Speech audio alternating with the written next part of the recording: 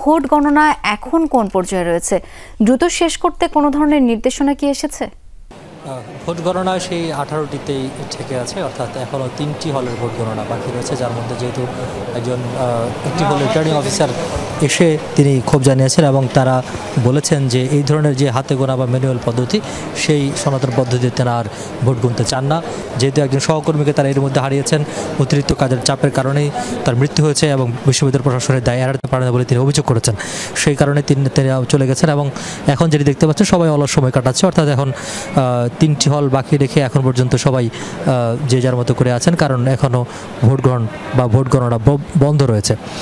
আমরা কিছুক্ষণ আগে যতটুকু জানতে পেরেছি যে সাধারণ শিক্ষার্থীরা তাদের ক্ষোভ জানিয়েছেন এবং বিভিন্ন প্যানেল, যেসব প্যানেলগুলো তারা এই নির্বাচনের প্রতিদ্বন্দ্বিতা করেছে, শেষ পর্যন্ত প্রতিদ্বন্দ্বিতা করেছিল, তারা এটিকে ক্ষোভ জানিয়েছে এবং বলেছে যে এখন থেকে যতটুকু ভোট গণনা বাকি রয়েছে সেগুলো যদি ওইবার পদ্ধতিতে যদি করানো হয় তাহলে তারা আন্দোলন গড়ে তুলবেন এবং এটির বিরুদ্ধে তারা ব্যবস্থা গ্রহণ করবে। সেই কারণে সবাই বসে আছেন একটি সিদ্ধান্তের জন্য। বিশ্ববিদ্যালয় কর্তৃপক্ষ যদি সিদ্ধান্ত দেন সেক্ষেত্রে পরবর্তী ব্যবস্থা নেওয়া হবে। তবে এখনও আপাতত ভোট গ্রহণ বা ভোট গণনা বন্ধ রয়েছে। আমরা যতটুকু জানতে পেরেছি একটি সভা বিশ্ববিদ্যালয় কর্তৃপক্ষ বা নির্বাচন সংস্থার যারা রিটার্নিং অফিসারের নেতৃত্বে নির্বাচন কমিশন করার কথা রয়েছে, তারপর এটি সিদ্ধান্ত আসবে যে এটি কি হাতে গুণ বা সনাতন পদ্ধতিতে গোনা হবে নাকি ওইবার পদ্ধতিতে গোনা হবে। নিশ্চয়ই সেই আপডেটগুলো আপনার মাধ্যমে জানাতে পারবো দর্শকদের। ধন্যবাদ আপনাকে।